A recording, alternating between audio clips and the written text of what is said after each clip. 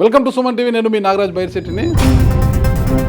LKG చదివిన విద్యార్థికి డైరెక్ట్గా పీజీకి ప్రమోషన్ ఇస్తే ఎలా ఉంటుంది? ఎంపీటీసీతో స్టార్ట్ అయిన ఆయన డైరెక్ట్గా మెంబర్ ఆఫ్ పార్లమెంట్ ఎంపీగా పంచలింగాల బస్తిపాటి నాగరాజు అని నేను లోక్సభ సభ్యునిగా ప్రమాణం చేస్తున్నాను. మన కర్నూలు ఎంపీ బెస్తపాటి నాగరాజు గారు మనతో ఉన్నారు.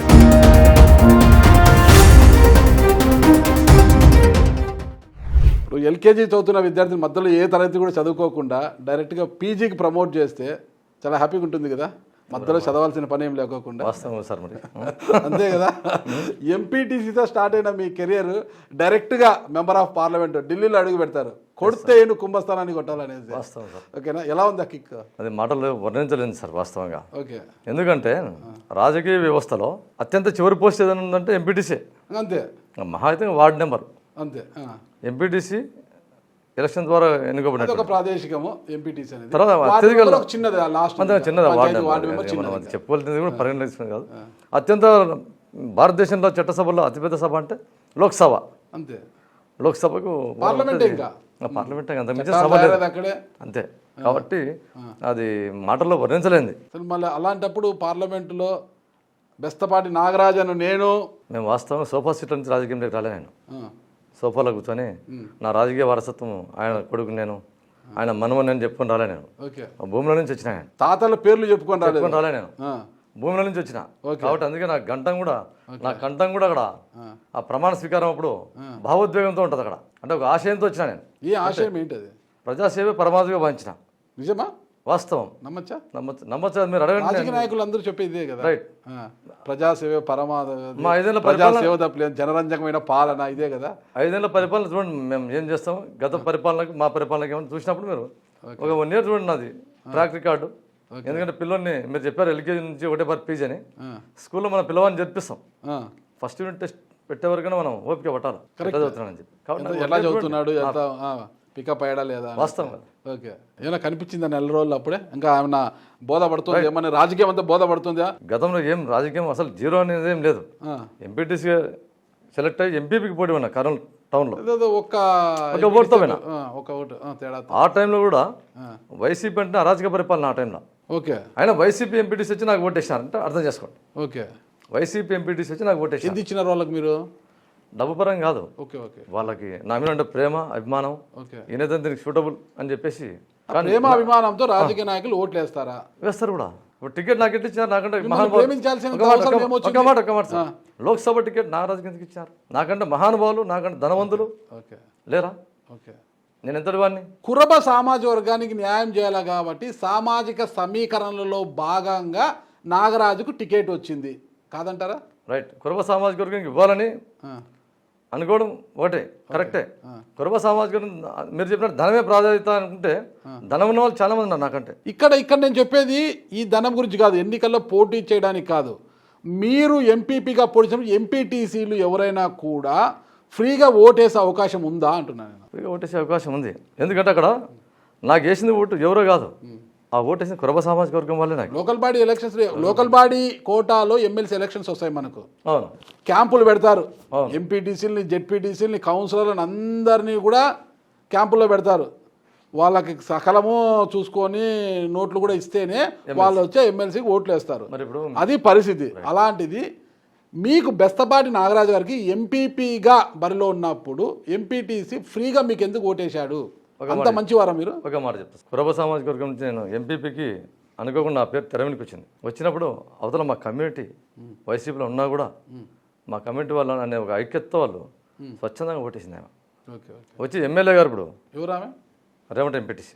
ఓకే, ఇప్పుడు పేరు చెప్పారు. వాళ్ళ ఆమె మీద కక్ష పెడితే కక్ష పట్టిన ఇది వాస్తవ పరిస్థితి కాబట్టి చెప్తాం అంతే.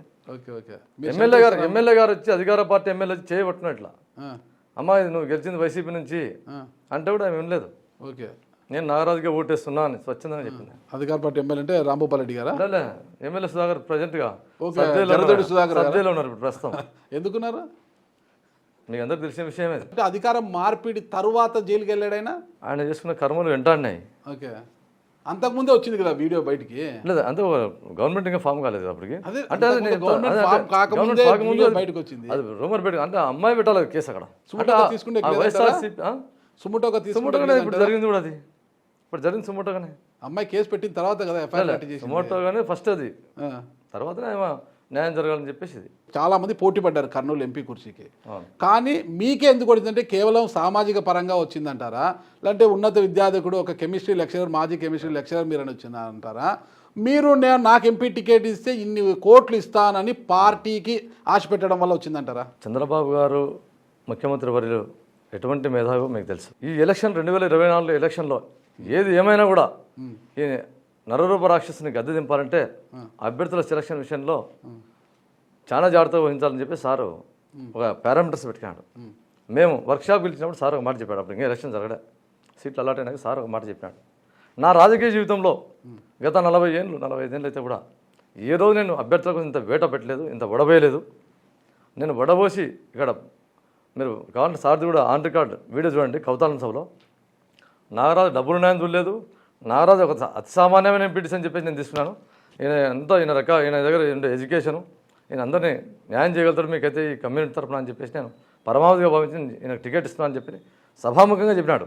అక్కడ కూడా సార్ ఏమన్నాడంటే వర్క్షాప్లో అంతా ఎమ్మెల్యేలను ఎంపీలను కొత్త వాళ్ళని కూర్చోబెట్టి అక్కడ అయ్యా మిమ్మల్ని అంతా చాలా జల్లెడ బట్టి మిమ్మల్ని అంతా సెలెక్ట్ చేశాను, 175 మంది ఇటు వచ్చి కూర్చోాలా, ఎంపీలు వచ్చి ఎట్లే కూర్చోాలి, మళ్ళీ ఆ రోజు మళ్ళీ మనం మీటింగ్ అవుతాం కాబట్టి మిమ్మల్ని చాలా మీ పైన నమ్మకం పెట్టి మిమ్మల్ని వదులుతున్నా అని చెప్పి అన్నాడు. అంటే సామాన్యులు కూడా బడుగు బలహీన వర్గాల కోసం న్యాయం చేసే పార్టీ ఏదంటే తెలుగుదేశం పార్టీ అని చెప్పేసి ఆయన నిరూపించారు. అంటే మీకు టికెట్ ఇచ్చారనే? టికెట్ ఇచ్చారని కాదు, బడుగులకు కూడా ఇస్తారనేది. ఓకే, బడుగుల పార్టీ సిద్ధాంతమేమి బడుగు బలహీన వర్గాల కోసం. అన్ని పార్టీలకు బడుగులకే కరెక్టే. మీ ప్రత్యర్థి కూడా బడుగుకే కదా టికెట్ ఇచ్చింది. అంటే బడుగు కాదు, అతి సామాన్యమైన ఎంపీటీసీ ఇక్కడ. ఓకే, మీరు ఆ పారామీటర్ చూసుకోవాలి. అతి సామాన్యమైన ఎంపీ టీసీనే, కానీ ఆర్థిక పరంగా ఒక రియల్ ఎస్టేటర్ కదా మీరు. పార్టీకి ఫండ్ ఇస్తామని కూడా ఆశ చెప్పారు కదా. నేను అంత పెద్ద రియల్టర్ని కాదు. ఈ కర్నూలు టౌన్లో మీరు సుమన్ టీవీకి వచ్చారు, వీళ్ళని అడగండి. సుమన్ టీవీ వాళ్ళు కర్నూలులో one of the top position వాళ్ళు. నా వ్యాపారం ఎంత, నా కెపాసిటీ ఎంత, నేను లెక్చరర్ చేసి బయటకు వచ్చినాక 10 సంవత్సరాలు చిన్న చిన్న వ్యాపారాలు, అది నా పొలాలు అమ్ముకున్నా. నేనేదో వ్యాపారం అంటే ఏదో నేనేదో చేసినటువంటి వ్యక్తిని కాదు నేను. మీ పొలాలే అమ్ముకున్నా కూడా ఏం సంపాదించలేదంటారు. మళ్ళీ పార్టీకి ఫండ్ ఇస్తానని చెప్పి చివరి వరకు దోపుచ్చులాడారంట. అట్లా ఒక్క రూపాయి కూడా లేదు. పార్టీ ఫండ్ ఇచ్చేంత కెపాసిటీ కలిగిన వ్యక్తులం కాదు మేము. పార్టీకి ఫండ్ ఇచ్చేంత కెపాసిటీ ఇచ్చారు మీకు టికెట్. అది చెప్తున్నా సార్. కురవ సామాజిక వర్గం ఫస్ట్ పారామీటరు. దాంట్లో కూడా నిజాయితీగా సేవే పరమావధిగా పెంచేటువంటి ఎవరు ఈ కులంలో ఉన్నారని చెప్పేసి 9 మంది సెలెక్ట్ అయినాం. దాంట్లో 1 to 1 సార్ అందరినీ పరిశీలించినాడు, అందులో నన్ను సెలెక్ట్ చేసినాడు సార్. ఏదేమైనా చంద్రబాబు గారు ఒక మంచి పర్సన్ని ఎంపిక చేసి పార్లమెంట్కి పంపించారు. ఆయన రుణాన్ని తీర్చుకోవాల్సిన బాధ్యత నా పైన చాలా ఉంది. ఒక్కసారి మీ కుటుంబ నేపథ్యం గురించి చెప్తారా సార్? మాకు 2 అన్నలు. నాన్నగారి పేరండి? నాగభూషణం. అమ్మగారు? మహానందమ్మ. అమ్మ పంచలింగాలని. ఓకే, బస్తిపాడు నుంచి వలస వచ్చినాము యాక్చువల్గా. పక్కన బస్తిపాడు అని, అందుకే బస్తిపాడు నాగరాజు అని పడింది అప్పట్లో. నా చిన్నతనం రాపించినారు. మాది వ్యవసాయ కుటుంబం. మా ఫాదర్ వాళ్ళు 4 అన్నదమ్ములు. ఎన్ని ఎకరాల భూమి ఉండేది? మా ఫాదర్ వాళ్ళకి వచ్చేసి ఎవరికి 70 ఎకరాలు, 4 అన్నదమ్ములతో ఎవరికి ఈచ్ పర్సన్కి 70 ఎకరాలు. ఓకే, అంటే పంచలింగాల్లో భూస్వాములు బేసికల్గా. అయితే 70 ఎకరాలు ఉన్నా కూడా మేము 3 అన్నదమ్ములం. మళ్ళీ మా ఫాదర్కి అక్కడికి నేను లాస్ట్. ఓకే, వాళ్ళందరూ కష్టపడి ఆ రోజుల్లో వాళ్ళు చదువుకోకుండా వాళ్ళ గొర్రెలు మేపి వాళ్ళు కష్టపడి పొలాలు పండించి పక్కన చదివించారు అంతే నన్ను. ఆ కష్టం నుంచి పుట్టినటువంటి నాగరాజు ఈ పంచలింగాల నాగరాజు. కాబట్టి అందుకే ఆశయంతో వచ్చిన ఆయన. మరి ఆ కష్టంతో చదువుకొని ఎదిగారు కదా, కెమిస్ట్రీ లెక్చరర్గా ఉన్నారు. మరి ఆ ఉద్యోగాన్ని ఎందుకు మానేశారు ఆ రోజు మీరు? నేను ఎంఎస్సీ బీట్ చేసి బయటకు వచ్చినప్పుడు మన చంద్రబాబు నాయుడు సార్ గారు ఆ రోజుల్లో 2000 చేశారు. నేను నాందేడు SRTMలో, నాందేడ్ శ్రీ రామానంద తీర్థ మరట్వాడ యూనివర్సిటీ ఎంఎస్సీ బీట్ చేసిన తర్వాత ఫస్ట్ వ్యవస్థ కార్పొరేట్లో చేరినా. 3000 జాబ్ చేస్తా ఉంటే ఏ కాలేజ్లో? Nalanda junior college. అప్పుడే కార్పొరేట్ కర్నూలుకి first corporate Nalanda junior college. చిన్నబ్రెడ్ అని చెప్పేసి ఆయన పెట్టిండే. దాంట్లో 1 సంవత్సరం పనిచేసాం 3000 జీతానికి. చేసి ఇది కూడా కాదు, కాంట్రాక్ట్ వ్యవస్థను కొత్తగా తెర మీద తెచ్చినాడు చంద్రబాబు నాయుడు గారు. అప్పట్లో ఈ గవర్నమెంట్ కాలేజ్లో కాంట్రాక్ట్ వ్యవస్థను తెచ్చింది. అప్పుడు తెస్తే ఫస్ట్ పోస్టింగ్ మేము పోయినాం. సరే కాంట్రాక్ట్ వ్యవస్థ అంటే ఏదో రోజు రెగ్యులర్ అవుతుంది అని చెప్పేసి 2-3 ఇయర్స్ జాబ్ చేసినాం.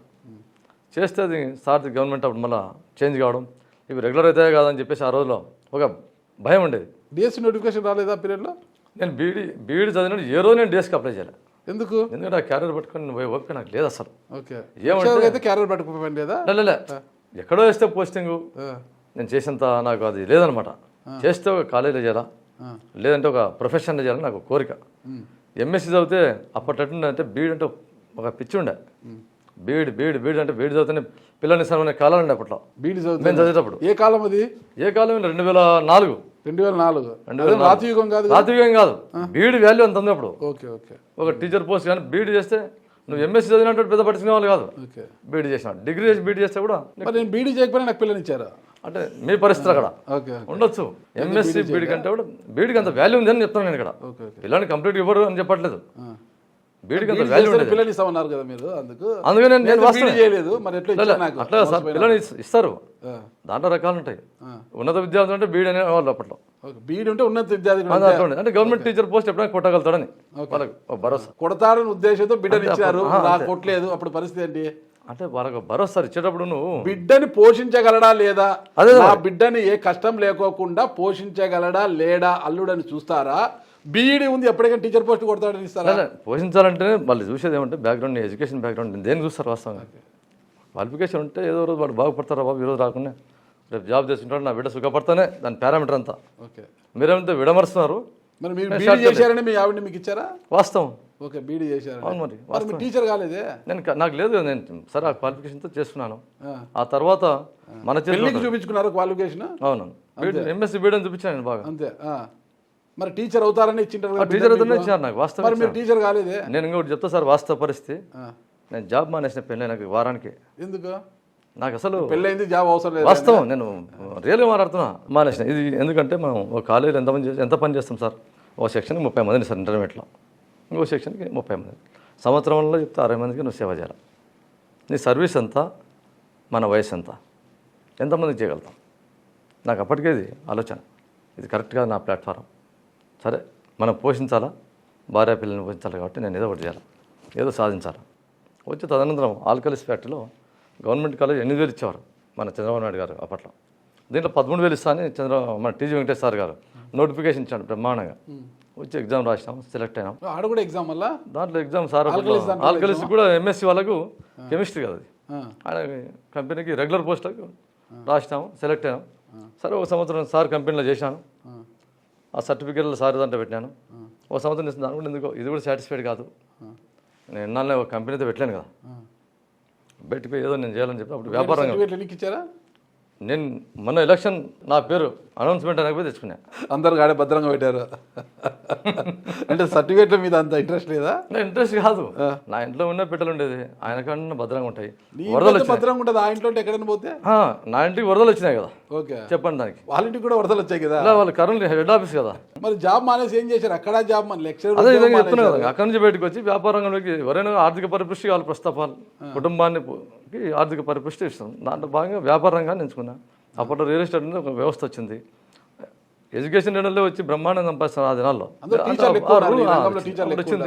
సరే కూడా ఉత్తి నుంచి వచ్చారు కాబట్టి ఏదో మనం కాస్త చదువుకున్నాను కదా బాబు, మనం ఎందుకు చేయలేము దీంట్లో. దాంట్లో సక్సెస్ కాలేకపోతే మళ్ళీ మనకి ఎట్లా బుక్ ఉంది.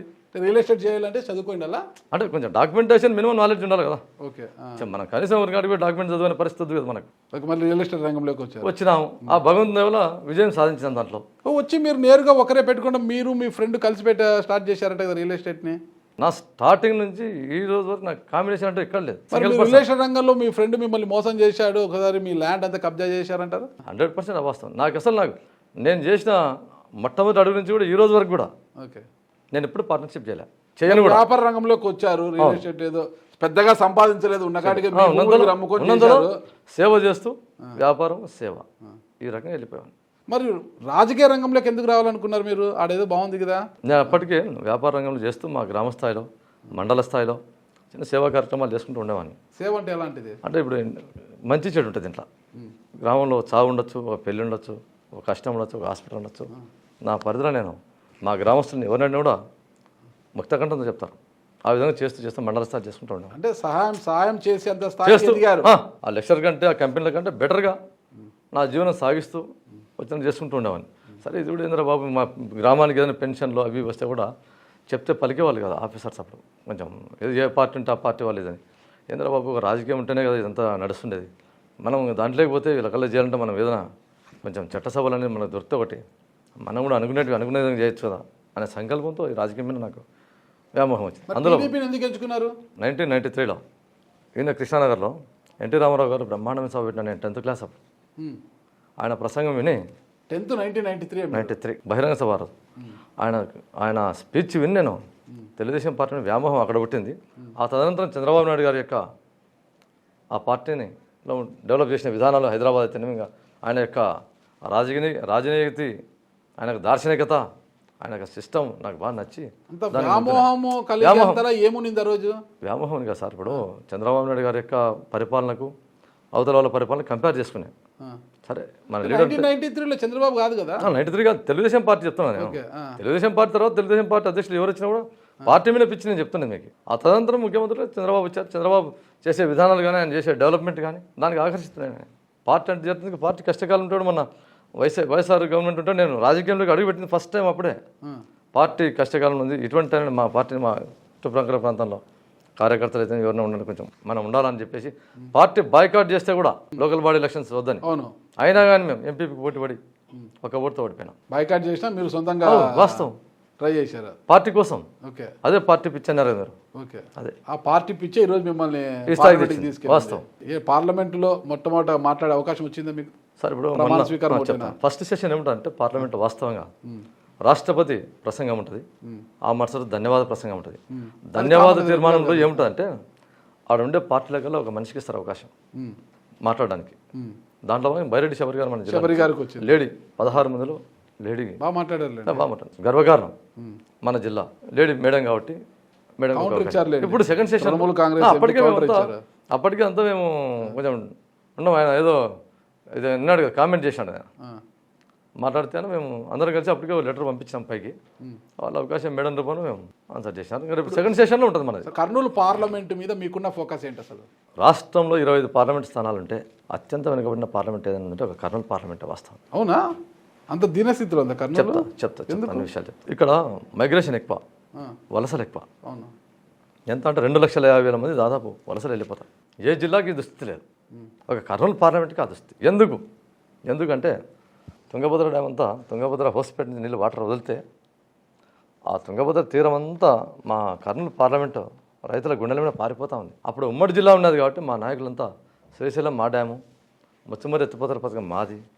మా జిల్లా ఉమ్మడి జిల్లా కాబట్టి దిగువ జిల్లాలన్నీ ఆడికి వస్తున్నాయి కాబట్టి ఆ డ్యామ్ మాదే, ఆ ముచ్చుమర్రి పథకం, తెలుగు గంగ ఇవన్నీ మావి. ఈ కర్నూలు జిల్లా సస్యశ్యామలం అనుకునేవాళ్ళు. పరిపాలనలో భాగంగా జగన్మోహన్ రెడ్డి గారు మళ్ళీ జిల్లాని బైఫర్కేషన్ చేసినాం. దాంట్లో భాగంగా కర్నూలు జిల్లా విడిపోయింది, నంద్యాలకు మొత్తం వెళ్ళిపోయినాయి.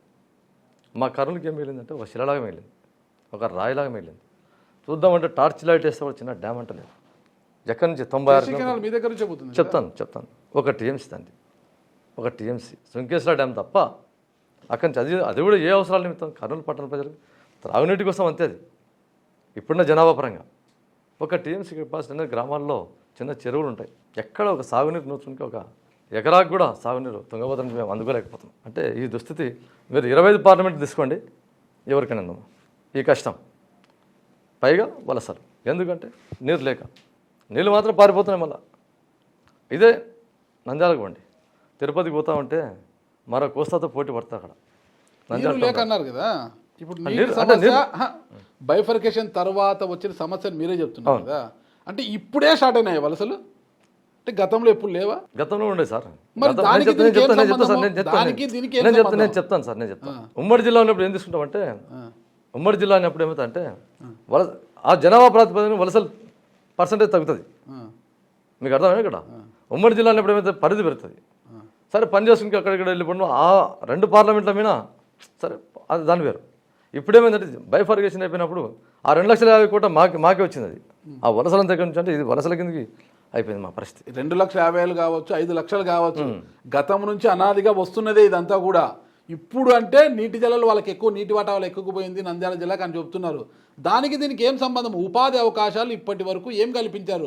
ఉపాధి అవకాశాలు లేకపోవడమే కదా ఇక్కడ మెయిన్. ఉపాధి అవకాశాల కంటే ముఖ్యంగా సాగునీరు సార్ మస్ట్. ఉపాధి అవకాశాల కంటే సాగునీరు ఇస్తే ఆటోమేటిక్గా అన్ని పారామీటర్లు వాళ్ళ రైతుల యొక్క స్థితిగతులు మారిపోతాయి.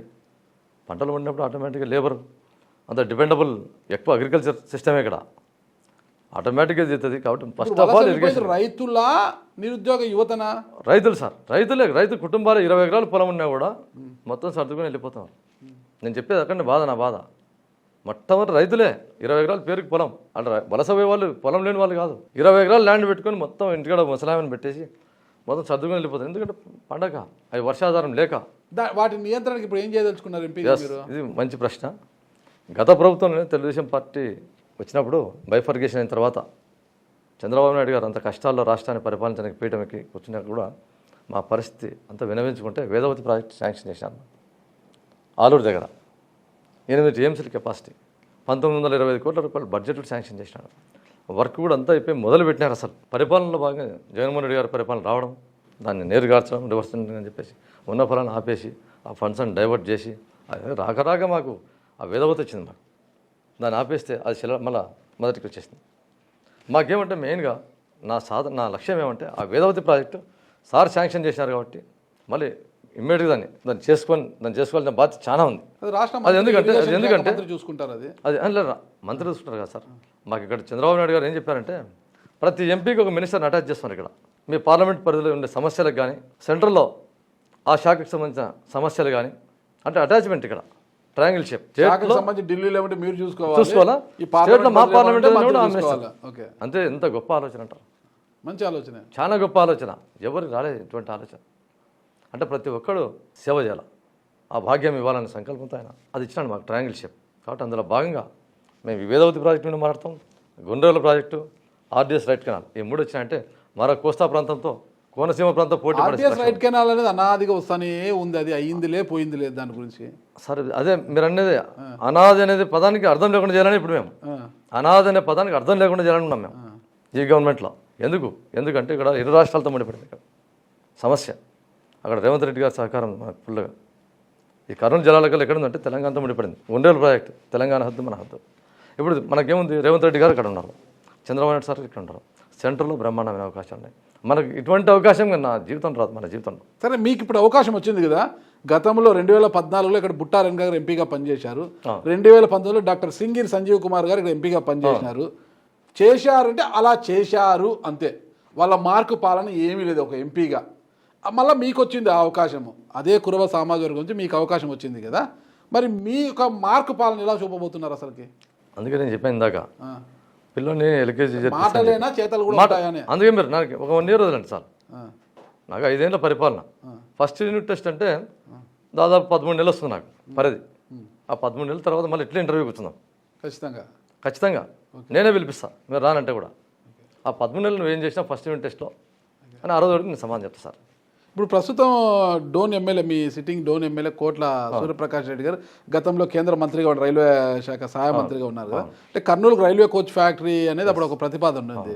అది అటు పోలేదు ఇటు పోలేదు. అది దాని గురించి మీరేమైనా పట్టించుకుంటారు అసలు? నేను మాట చెప్తాను. నా ప్రమాణ స్వీకారం అయిపోతానే నాకు లెటర్ ప్యాడ్స్ వచ్చినాయి. మొట్టమొదటి లెటర్ ప్యాడ్ నేను రాసింది railway work shop. Emergency 65% work అయిపోయింది అక్కడ. ప్రతి సంవత్సరం 80 కోట్లు శాంక్షన్ అవుతుంది దానికి. నేను బాగా అబ్జర్వ్ చేస్తూనే ఉన్నా. 80 కోట్లు 70 కోట్లు శాంక్షన్ చేస్తూ వస్తున్నారు. నేను ఫస్ట్ లెటర్ హెడ్ తీసుకొని రాసిన కంప్లైంట్ అదే.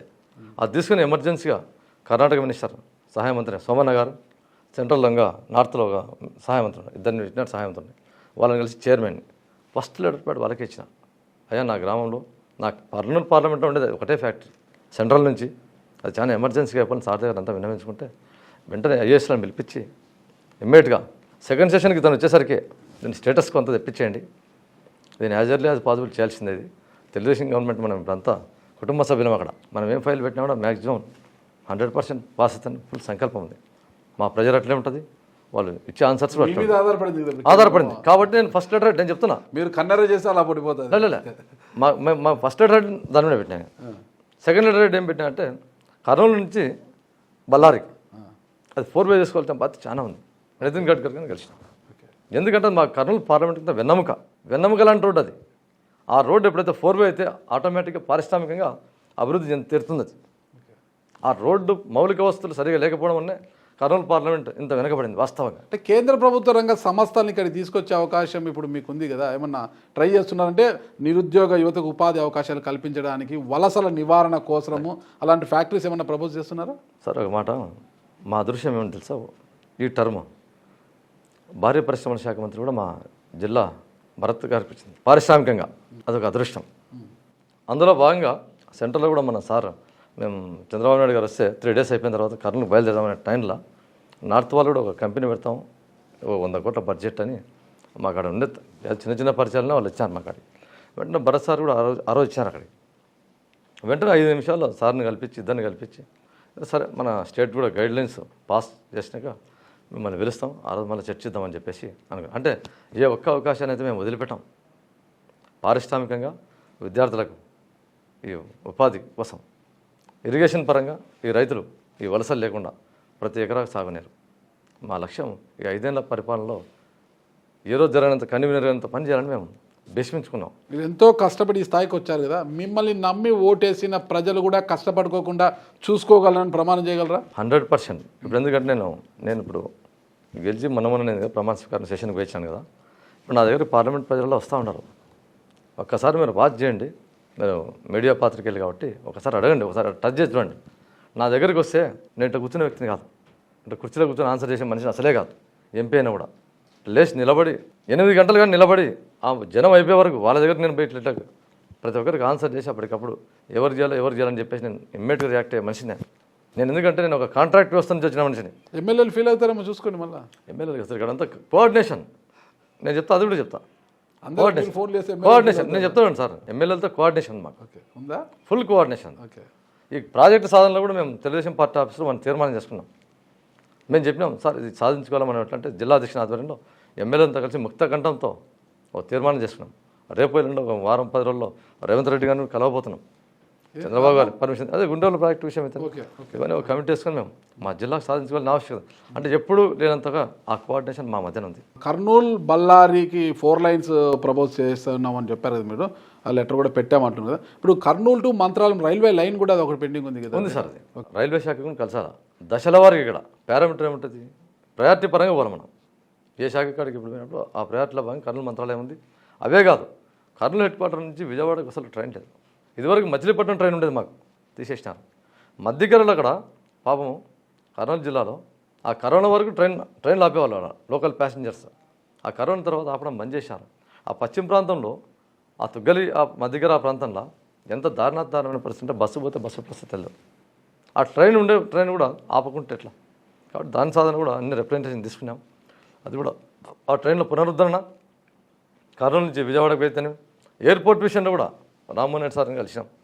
సార్ కర్నూలు నుంచి విజయవాడకు మినిమం మాకు ఎమర్జెన్సీగా ఫ్లైట్ కావాల్సిందే.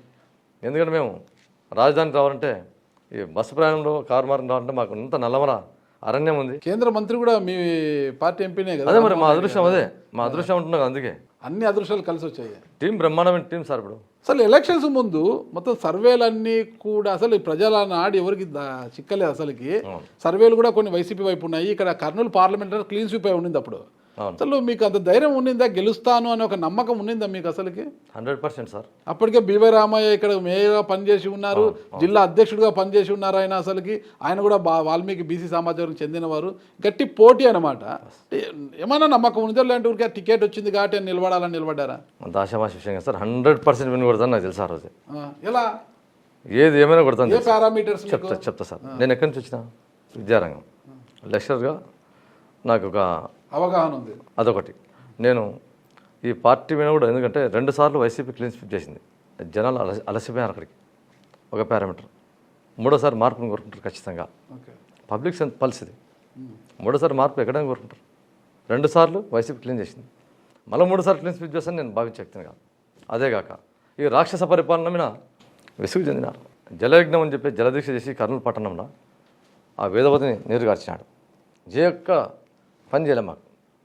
గ్రామ సర్పంచులంతా అలసిపోయినారు. గ్రామాలు పట్టుగొమ్మలు. గ్రామ సర్పంచులంతా అలసిపోయినప్పుడు ప్రతి గ్రామంలో రెవల్యూషన్ ఖచ్చితంగా ఉంటుంది. ఇవన్నీ ఉదానికి ఆ చైన్ మాదిరిగా ఆ చైన్ చూసినా నేను ఖచ్చితంగా సక్సెస్ ఇస్తాం. కానీ ఈ సర్వేలు ఎట్లా చెప్పినారంటే కర్నూలు జిల్లా వైఎస్ఆర్ గడ్డ, కర్నూలు జిల్లా జగన్మోహన్ రెడ్డి అడ్డా, ఏమన్నా నాకేం ఎక్కడ ఒక % వినబడేది కాదు అసలు. ఖచ్చితంగా గడ్డ లేదు అడ్డ లేదు. ఇప్పుడు కర్నూలు పార్లమెంటు నాగరాజు అడ్డా అనిపించుకుంటారు భవిష్యత్తు. తెలుగుదేశం గడ్డ అని చెప్పేసి చెప్పగలుగుతా. ఓకే. అంటే మీ మార్క్ చూపించుకోరా? మా మార్కు నేను పరిపాలించిన తర్వాత మీరు చెప్తారు అది. అంటే ఇది నాగరాజ్ చేసిన పరిపాలన అప్పుడు చెప్పుకోవడానికి చెప్పాలి కానీ ఏం చేయకుండా నేను ఈ పని చేసింది నాగరాజ్ వల్ల అయ్యింది అని చెప్పుకోవడానికి ఏదైనా ఒకటి చేస్తారా? అది చేయాలనే కదా సంకల్పంతో నేను మీ ముందరికి వచ్చిన మీ మీడియా ముందర కూడా చెప్తున్నాను. ఓకే, ఎంతమంది సంతానం మీకు?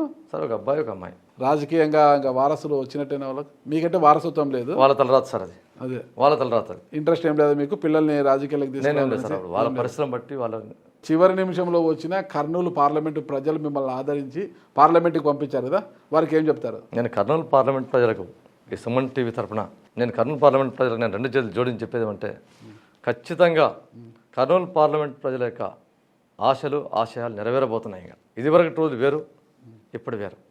ఖచ్చితంగా ఇరిగేషన్ విషయంలో మొట్టమొదటి ప్రాధాన్యత. ప్రచార పర్వంలో భాగంగా ఏ ప్రాజెక్ట్ అయితే మేము చెప్పామో, వేదవతి అయితేనేమి, గుండ్రేవులు అయితేనేమి, ఆర్డీఎస్ అయితేనేమి, వీటి మీద కంకణం కట్టుకుని మేమంతా జిల్లా ఎమ్మెల్యేలతో సహకారంతో చేయబోతున్నాం. దాని గురించి ఏం ఎవరు భయపడాల్సిన అవసరం లేదు ప్రజలంతా. కాబట్టి సాగునీరు మాత్రం సాధ్యమైనంత వరకు 5 ఏళ్ల పరిపాలనలో కనీసం చేతనైనంత వరకు ప్రాజెక్టులు కట్టి ప్రతి ఎకరా నీళ్ళు మళ్ళీ మధ్యన ఆపేసి ఉండేది కాదు. ఖచ్చితంగా పారిస్తామని చెప్పేసి ప్రజలకైతే రైతులకంతా రైతాంగానికంతా ఒక హామీ ఇస్తున్నాం.